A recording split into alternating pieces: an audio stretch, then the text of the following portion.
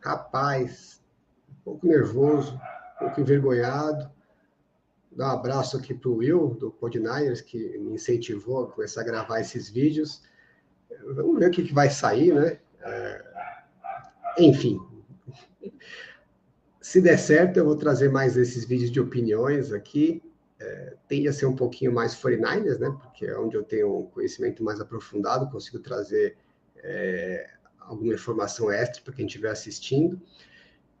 E vou começar exatamente com o 49ers, né? Com o off-season dos 49ers, que está causando aí muita discussão, muito barulho.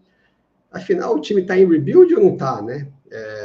O rebuild tradicional a gente não está, mas está num rebuild parcial, né? Principalmente na linha defensiva e no special teams. Então, para analisar essa off-season até aqui, eu dividi em 3 partes esse vídeo. Primeiro eu vou falar, estou com uma cola aqui do lado, que é para não esquecer as coisas que eu preciso falar. Vocês têm que ter boa vontade comigo aí nesse começo. Vou falar primeiro das saídas, né? Então, antes de falar das saídas dos 49ers, eu trouxe aqui, para a gente fazer um paralelo, as saídas do Buffalo Bills no ano passado, que eu acho que é um time que viveu uma situação parecida com a dos 49ers, né? Então, eles trocaram o Stephon Diggs, né, que é um dos principais wide receivers do time, acho que o principal wide receiver do time, cortaram alguns jogadores relevantes, né, o Tre'Davious White, o Jordan Poyer, que era o safety titular, e cortaram também o Mitch Morse, que era o center, né? Então, jogadores que tinham peso aí no elenco titular, e perderam bastante gente para outros times, né, na free agents. Perderam o Leonard Floyd, que inclusive foi para os 49ers, perderam o Puna Ford, perderam o Micah Hyde, que era o outro safety titular, perderam o Danny Jackson, o outro quarterback, né, o Shaq Lawson e o Jordan Phillips, né? Então, seriam aqui pelos 3 jogadores da rotação de linha defensiva. Enfim, é uma situação relativamente parecida com a dos 49ers, né? Um volume grande de jogadores, alguns bem relevantes, outros mais coadjuvantes, mas e tem mais um monte aí que eu não falei o nome, que era só para compor elenco. Então, por que eu trouxe isso? Porque quando a gente viu o volume e a qualidade, perderam o Gabe Davis também, né, o wide receiver, esqueci de falar dele, então bastante gente relevante, e quando a gente viu a qualidade, a quantidade de jogadores que eles perderam, muita gente pensou que eles não seriam contenders em 2024, e aconteceu exatamente o contrário, né, o time até conseguiu avançar. Não estou dizendo que é isso que vai acontecer com os 49ers, mas eu quero fazer um paralelo a situação é parecida, que acho que o Bills foi colocando, né, os custos em veteranos, na busca de que falta pouco para a gente ser campeão, e uma hora teve que olhar no espelho e falar, olha, não fomos campeões, esse time está ficando mais velho, o elenco, né, muita gente aqui não está entregando o que recebe, a gente vai ter que dar uma enxugada, né, cortar essa gordura para fazer uma revitalização do elenco, que é mais ou menos o que está passando com os 49ers, né? O 49ers chegou às portas de ser campeão, foi até o overtime contra os Chiefs, não conseguiu ganhar, deu mais uma chance no ano passado, foi um desastre, muitas lesões, e agora acho que está na hora deles olharem no espelho, né? E falar, acho que a gente passou do ponto, né? Tivemos nossa chance, nossas melhores chances, não deu, e agora, para a gente continuar tendo chance, vamos ter que dar uma revitalizada. Tem algumas peças aqui que estão começando a fazer mais peso para segurar do que ajudando a levar para frente o time. Então, como a situação é muito parecida, e eu acho que a gente, em geral, me incluo até nisso, acabou exagerando na reação às perdas dos Bills. Eu acho que acontece um pouco também o mesmo com os 49ers. Acaba tendo uma reação exagerada dos torcedores, de quem olha de fora, a qualidade dos jogadores que saíram, né? Tem bastante talento, mas também, assim como nos Bills, né, tinha muito talento também, mas não é tanto assim que o time vai desabar de uma hora para outra, ou não deveria ser, pelo menos, né? Trouxe aqui os nomes, né? Então o Deebo Samuel foi trocado, né, assim como o Stephon Diggs também foi. Os jogadores que o time perdeu, alguns eram reservas, né? Como o Joshua Dobbs, o Jalen Moore, o Elijah Mitchell, e dos titulares, o Dre Greenlaw e o Talanoa Hufanga, jogadores que têm talento, mas têm muitos problemas de lesão, estão vindo de temporadas com lesões graves, né? E os dois foram para o Broncos. Basicamente, o Fernandes falou, olha, até gostaria de manter os jogadores, mas eu não estou podendo correr esse risco na situação de cap que eu me encontro agora e de maturidade do elenco. Deixou o Broncos correr esse risco, porque não dá para o time pagar caro num jogador que você não tem não é convicção, porque não dá para ter convicção, né? Mas que você tem muita dúvida se ele vai conseguir se manter saudável na próxima temporada. O Aaron Banks era um titular que é dos mais questionáveis, né? O time apostava muito na capacidade atlética dele quando draftou, ele nunca entregou o que o time esperava, então até surpreendeu essa oferta que ele recebeu dos Packers. Acho que o Packers está fazendo a mesma aposta que o 49ers fez no passado. Vamos ver se eles vão conseguir tirar do jogador mais do que o São Francisco conseguiu. E o Charvarius Ward é um jogador que também já está, né, batendo nos seus 30 anos, foi um sucesso, uma contratação de sucesso na Free Agents, das contratações caras do time, acho que foi a única que deu certo até hoje, dessa gestão, né? Mas também já estava na hora de sair, também teve um problema pessoal, enfim, não era um jogador que o time poderia manter, até porque acabou de dar uma renovação muito boa para o outro cornerback, né, o Lenore. Então, acho que o time já fez a renovação aí, né, nessa posição. E dos jogadores que o time cortou, são jogadores que não estão entregando, na visão do time principalmente, né, o salário que eles recebem, né. O Javon Hargrave foi a grande contratação do time 2 off-seasons atrás. No primeiro ano ele machucou, conseguiu jogar mesmo machucado, mas acabou não entregando o que se esperava dele, né? Foi uma boa temporada, mas ele recebia num nível que ele teria que entregar uma temporada ótima, ele entregou só uma temporada boa, mas o time, como eu falei, né, quase foi campeão, ficou ali por um detalhezinho de ser campeão. Se tivesse sido campeão, todo investimento teria valido a pena. E o segundo ano dele, que era os 2 anos mais ou menos garantidos que ele tinha aí, esperava-se que ele fosse voltar saudável, né? E aí sim ter a temporada na qualidade que o time tinha contratado ele para entregar. E ele teve uma lesão ainda mais grave e ficou fora quase que a temporada inteira. E aí, sem condições de manter, né, um salário altíssimo, cai na mesma categoria do Greenlaw e do Hufanga, né? Você tem dúvidas se ele consegue ter temporadas para frente saudáveis, até porque ele é mais velho até que esses jogadores, né? Então, com esse histórico recente de lesão e o salário muito mais alto, não tinha como não cortar. E o Juszczyk já é diferente, é um favorito da torcida, aí, um dos queridinhos, mas aí é uma questão mais de idade, né? A idade vai chegando para todo mundo, ele já está mais para o fim da carreira, e os últimos anos, até que esse último ano foi até melhor, né? Principalmente na questão do bloqueio no jogo corrido, mas vinha de 3 temporadas um pouquinho abaixo nisso, já não está entregando tanto no jogo aéreo também. E eu acho que o time chegou à conclusão que, assim, investiram muito, né, nele no passado, pagaram bem acima da média de mercado, porque viam nele como um jogador diferenciado. E agora, nessa fase mais final da carreira, ele já não é mais esse jogador tão diferenciado. E o time, acho que corretamente, na minha visão, prefere rejuvenescer, né? É uma posição que tá na hora de rejuvenescer, porque a tendência é, a cada ano que passa, o jogador vai ficando um pouquinho pior na questão física, né? Então, eu acho que é um corte. Todas essas perdas aqui, eu acho que são justificadas e o Juszczyk não está entre as mais sentidas, na minha visão. Pelo menos do ponto de vista de performance, né? Não do ponto de vista de relação emocional do torcedor. E eu marquei o Leonard Floyd e o Malik Collins em amarelo, porque são 2 jogadores que foram cortados e imediatamente já foram contratados por outros times, basicamente pelo mesmo valor que eles iam receber dos 49ers, né? Então, o mercado enxerga que o salário deles era justo pelo que eles são como jogadores.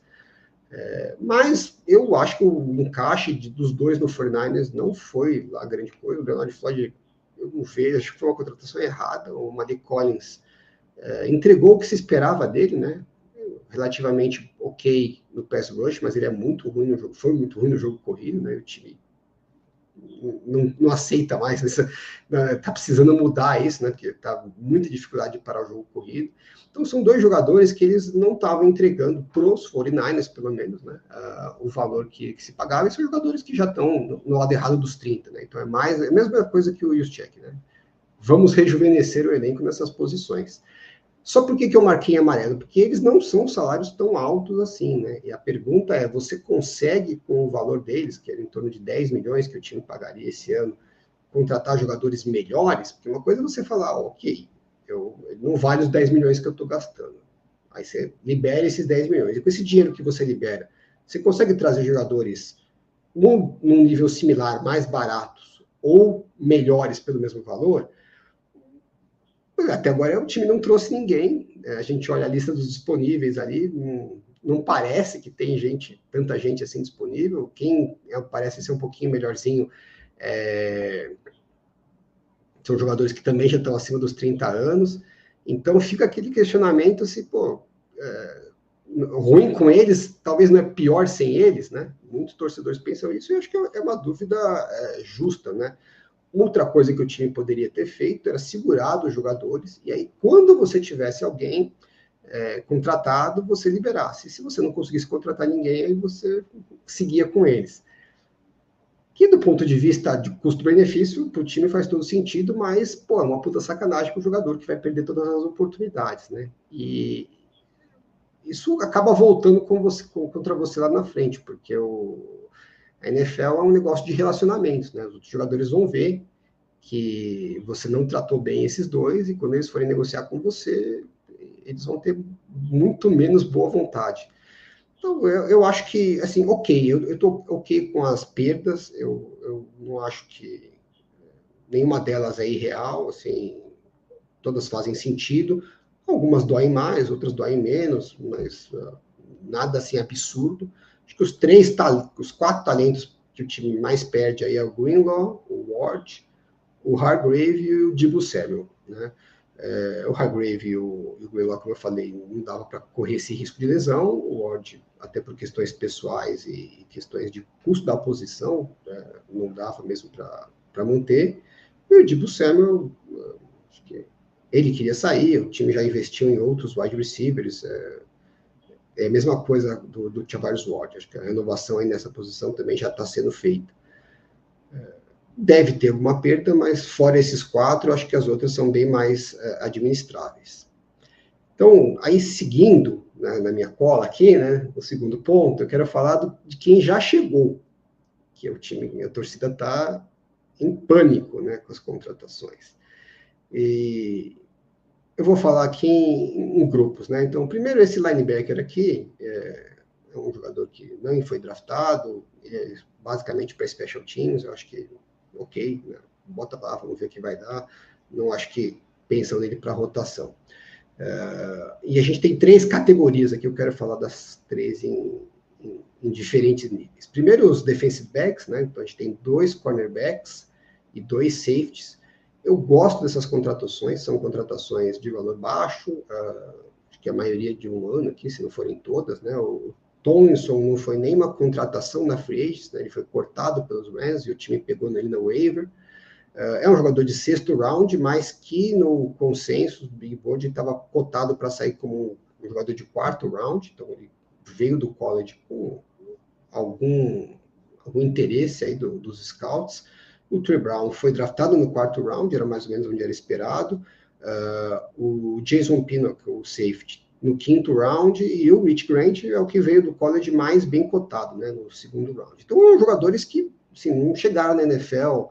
Você não está contratando aquele cara de 6º, 7º round, que você não dá nada, ou jogador que não foi draftado. Eram jogadores que se esperava que pudessem entregar alguma coisa, apresentaram qualidades no college e, por uma razão ou outra, não deram certo, né? Todos eles aqui né, estão saindo do contrato de rookie, tirando o Tomlinson, que está no meio do contrato de rookie, né? Então, são todos de 2021, né? 3 de 2021 que acabou o seu contrato de rookie, e o time que estavam com eles acabaram não querendo ficar, e o Tomlinson, que o time cortou, né? Então, ainda tem aí 2 anos em contrato de rookie dele. E eu gosto, acho que são apostas boas, né? Deixando claro que são apostas, mas você tem que fazer essas apostas, são apostas baratas em jogadores novos que vieram para a NFL com algum talento que gerou interesse dos times. E eu acho que esses são os jogadores para você fazer a aposta. E a aposta boa é essa, é em volume, né? Não é que, eu acho que esse vai dar, não. Pega os 4, bota lá. é a teoria dos dardos, né? Então, imagina que você pegasse 4 dardos na mão, você joga no alvo, tem uma boa chance de um deles acertar o alvo. Você não sabe qual, né? Mas assim, se você jogar os 4 uma vez por vez, é capaz de errar os 4. Se jogar os 4 ao mesmo tempo, tem mais chance de um ir no meio, né? Então, eu gosto dessa teoria dos dardos. Eu acho que nesse tipo de perfil de jogador que eles estão tentando, e obviamente devem ser jogadores que eles tinham gostado na época do draft, né? E por algum motivo acabaram preferindo escolher outros, né? Às vezes, onde eles queriam draftar, algum time chegou antes, pode, né, acontecer isso. Então, são apostas que eu acho interessantes. Já o Luke Farrell é um investimento mais alto, o time pagou aí em torno de 6 milhões por ano, né? São 3 anos, não saiu exatamente o garantido, mas provavelmente os 2 primeiros anos do contrato são garantidos, então já é um investimento um pouquinho mais considerável, né? Você está garantindo um salário aí de 6 milhões, é mais ou menos o que você pagava por Juszczyk, né? Até um pouquinho mais, um jogador bem mais novo, e aí é uma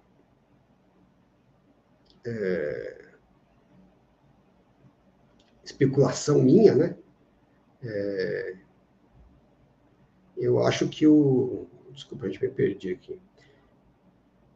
E aí é uma especulação minha, né? Eu acho que talvez o maluco que eles assinaram aqui, né? O Luke Farrell, seja a reposição do Juszczyk, né? Por isso que investiram um pouco mais alto. Você vê que fisicamente eles são um pouquinho parecidos, né? Em termos de peso e de atleticismo. O Juszczyk era um pouquinho mais atlético, mas porque também ele era bem mais baixo, né? Se eu não me engano, ele era 6'0", 6'1", e o Tyrande aqui é 6'3", né? Então, ele tem uma experiência boa como bloqueador, joga muito inline e tal. Então, eu acho que o time tentou já fazer isso 2 vezes, né? Draftou o Charlie Warner, que era um jogador especialista em bloqueio, só que era um nulo no jogo aéreo, né? Então também não dá para você só ser especialista em bloqueio e não fazer nada. Acho que eles queriam alguém que tivesse um pouquinho de capacidade, né?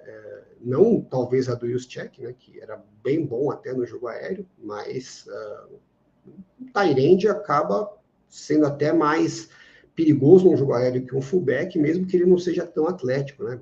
A questão da altura, o raio de receber a bola, de conseguir receber a bola.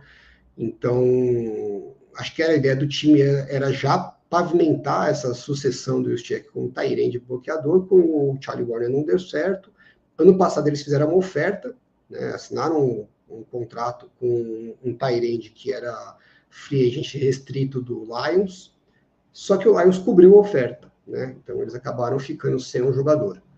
E aí agora eles estão fazendo a terceira tentativa, e dessa vez vamos ver se eles acertam a mão, né, num investimento que não é tão baixo, mas me parece que o objetivo aqui é substituir o Juszczyk, que para o estilo de jogo do Kyle Shanahan, né, do esquema, faz todo sentido. Então eu acho que é um investimento que eu não conheço o jogador, nunca assisti nada, mas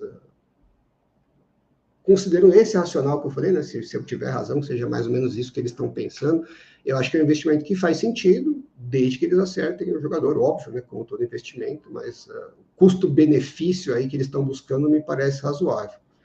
Agora, voltando aqui, o DeMarcus Robinson já é um investimento que eu acho bem mais perigoso, porque ele não é tão novo, né, de 2016, então meio que você já sabe o que você está trazendo, né? Diferente desses defensive backs que ainda podem dar um salto na carreira, o DeMarcus Robinson é útil, não é nada sensacional, eu acho que é um jogador que pode ser uma ameaça na bola longa, que o time até não tem, né? Então adiciona essa dimensão para o ataque que eu acho que é válida, mas a gente vai ver mais para frente porque que eu acho que esse investimento aqui não é tão legal, porque a gente já sabe mais ou menos o que esperar dele, não é nada sensacional e tem um custo envolvido aqui que me incomoda.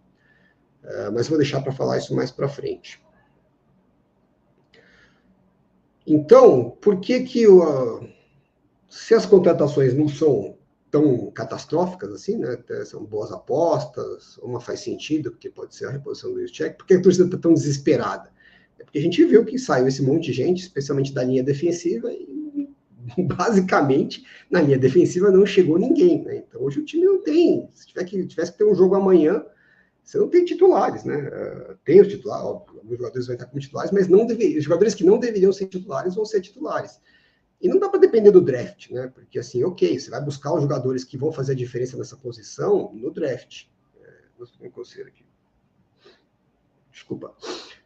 Você vai buscar no draft esse tipo de jogadores. Mas você não tem garantia nenhuma que, eles vão dar certo, né? O 49ers, inclusive, tem um histórico não muito bom, recente, né? Draftou aí Solomon Thomas, Javon Kinlaw, Drake Jackson, Kentavious Street, nenhum desses deu certo, né? E 2 deles foram de primeiro round e 1 de segundo round. Então, não é que você tem picks tão bons assim que é certeza. Longe disso. Nunca é certeza. E mesmo que você acerte os picks, né? A gente teve aí recentemente os drafts do Eagles, que foram muito elogiados, né? Jordan Davis, o Jalen Carter, o Nolan Smith, todos jogadores de primeiro round, dois deles até acho que acima do que o pick que o 49ers tem, então assim, são jogadores premium, né? E mesmo assim, esses jogadores não chegaram arrebentando no Eagles, né? Eles entraram na rotação, tal. Esse último ano, principalmente o Jalen Carter, explodiu, mas ele não chegou bombando já na NFL. Então você não pode contar que, mesmo que você acerte os picks, eles vão jogar bem o suficiente de cara para já assumir todos esses snaps. Ou não deveria, pelo menos, se você quer continuar sendo um contender já nesse mesmo ano. E aí, sim, ok, se você não pode contar com esses jogadores, tem que trazer na free agency. E você não trouxe ninguém até agora. E aí tem um outro problema, que aí me preocupa, né? O torcedor fica meio puto com a história de picks compensatórios, que não fala que não vale tanto assim e tal, não dá para você abrir mão, mas eu discordo, eu acho que é uma coisa que entra na conta, não é que você não deveria fazer investimentos por causa do pique compensatório, mas você tem que considerar isso na hora de você fazer a conta do investimento, né? Então, por exemplo, eu falei do DeMarcus Robinson aqui, né? Ele está aqui embaixo. Ele está cancelando a perda do Joshua Dobbs. Só que se ele não tivesse cancelando isso, o Luke Farrell estaria para baixo, né? O Luke Farrell estaria cancelando o Joshua Dobbs. E aí o Greenlaw estaria sem ninguém cancelando ele. Como o time só pode ter 4 picks compensatórios, daria para os 49ers ainda contratarem um jogador aí na faixa de 12, 13 milhões por ano, que é um jogador, né, que viria com qualidade para ser titular na linha defensiva, e você não perderia um pique compensatório por causa disso. Agora, como o DeMarcus Robinson está cancelando o Dobbs e o Farrell está cancelando o Greenlaw por causa disso, qualquer jogador que você contratar, e se você contratar um jogador de 1 ano, 10 milhões, que é um jogador que você não está pensando a longo prazo para o time, né? Você está pensando só para ele tapar um buraco aqui imediato. Por exemplo, como se fosse o caso do Joey Bosa. Se o time tivesse contratado em vez do Bills, né, pago, sei lá, 1 ano, 10 milhões para ele ia anular aqui o pique de 5º round do Jalen Moore. E um pique de 5º round não é qualquer coisa, sabe? Você tem que ter, o volume de pique é importante. Lógico que se você tiver um jogador que vale muito a pena contratar, paciência, perde o pique e bola para frente. Como foi o caso do Hargrave, né? O Hargrave custou para os 49ers um pique de 3º round. E como não deu certo, você fala, pô, foi um investimento péssimo, né? Gastou o dinheiro e ainda deixou de ter um pique extra de 3º round. Mas era um jogador que tinha total chance de chegar e fazer uma diferença grande na linha defensiva. Então, se você tem condição de trazer esse cara, dane-se o pique, paciência, né? Vale mais o jogador. Agora, ano passado, o time trouxe o Leonard Floyd, que não tem um encaixe bom para o time, né? O esquema dos 49ers não tem nada a ver com o que ele está acostumado a fazer, ele mesmo declarou isso durante o ano. O perfil físico dele é diferente do que os 49ers buscam. É um jogador mais leve, né? Lembra mais o Dee Ford, que foi o único que os 49ers tiveram sucesso nesse perfil, e mesmo ele não jogava todos os snaps, né? Entrava mais depois, né? Quando era um snap só mais focados no passe. Não é aquele jogador que vai chegar e fazer essa diferença toda. E por conta dele ter vindo, o time perdeu um pique de 5º ou 4º round ali do Sam Darnold, né? Provavelmente de 5º, mas talvez pudesse ter sido de 4º round. É jogar pique no lixo, para um jogador que você sabe que não vai fazer a diferença para o time a longo prazo, né? Então, assim, esse tipo de investimento eu sou contra. E agora o time se colocou numa situação em que, assim, precisa trazer jogadores veteranos de linha defensiva, e qualquer um que você trouxer, se ele for minimamente decente, né, se não for um cara de 3, 4 milhões, vai te custar um pique relevante de quinto e quarto round. E aí pode ser que o time fale, bom, então não vou querer trazer esse cara porque eu vou perder o pique. E aí você fica sem jogador nenhum. Então se colocou numa encruzilhada, né? E talvez tenha que começar a pensar, a focar mais em jogadores que foram cortados, como o Zadarius Smith, que aí sim não atrapalha os piques compensatórios, e talvez até fazer uma troca, né? Já que assim, busca um jogador um pouco melhor, e aí você usa um pique para trazer esse jogador e você repõe esse pique com um pique compensatório, né? Então acaba que a troca não fica tão cara, né? Já que é para perder um pique, pelo menos usa esse pique perdido para trazer um jogador melhor. São alguns dos caminhos do time, mas assim, resumidamente, depois de quase meia hora falando, eu acho que as perdas, o momento de fazer, enxugar o elenco, né, tirar essa gordura extra, jogadores que são lesões frequentes, já mais velhos, não estão produzindo tanto, com valores mais caros, eu acho que está correto, tinha que fazer mesmo, e eu assino embaixo em todos os cortes, em todos os jogadores que eles deixaram passar, eu acho que todos eles fazem sentido. As contratações, eu acho que ok, me parecem todas válidas, menos a do DeMarcus Robinson, por causa da questão do pique compensatório, né? De causar um efeito dominó que vai te dificultar agora completar a linha defensiva. Não é tanto pelo jogador versus o custo dele. Mas tudo isso, que eu acho que ok, é positivo, fica em xeque, assim, qual que é o plano em relação à linha defensiva? Tem que trazer alguém, tem que trazer pelo menos aí uns 2 ou 3 jogadores que tenham condições de ocupar, né, essas posições titulares, de rodarem os snaps que o time precisa aí durante a temporada regular, enquanto a gente vê se os picks que vão vir do draft vão vingar ou não. Jogadores estrelas, né, que você, no seu futuro da posição, provavelmente só vai achar via draft mesmo, tomara que eles acertem, mas até lá tem que ter alguém, né, alguém minimamente decente, e hoje o time não tem, e se colocou numa posição difícil de trazer esses jogadores, porque tem poucos jogadores disponíveis, e os que vierem, a maioria são jogadores mais velhos, e vão custar piques compensatórios relevantes, aí, piques de quarto, quinto round. Então, meio que você está entre a cruz e a espada, né? Ou traz os veteranos, que não tem muito futuro para o time, e vão perder piques relevantes por causa disso, então são 2 custos, né? O custo do salário mais o custo do pique, que não é legal, ou você não traz esses jogadores, mantém os piques, mas aí você não tem ninguém, que é péssimo, né? Então você está entre o ruim e o péssimo. Então, vamos ver, pode ser que eles tenham ainda algumas cartas na manga, não apostaria nisso, porque a gente não está vendo nada, nenhuma sinalização nesse sentido, mas eu acho que a estratégia inicial é defensável, mas o resultado final não parece promissor.